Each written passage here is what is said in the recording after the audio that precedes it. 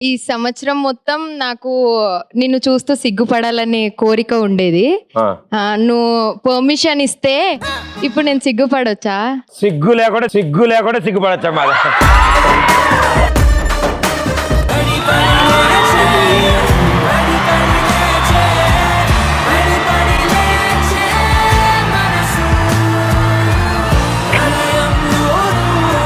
మొన్న పక్కింటి మేడమే డ్రెస్ పోయిందంటే ఏంటో అనుకున్నా.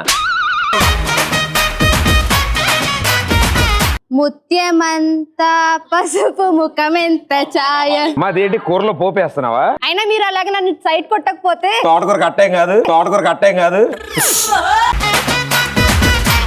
ఇది చుక్కేయడం అంటే. ఏంటి అది? ఈరోజు సంక్రాంతి కాదత్తయ్య. కాదు కదా, మరి గంగులైతే ఇంట్లోకి వచ్చింది.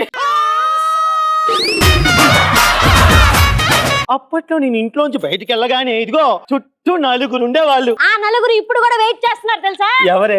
ఎప్పుడు పడతావా పాడికి మోసుకుపోదామని. అత్తయ్య ఇవాళ 31st నైట్ సెలబ్రేషన్ చేసుకుంటున్నా.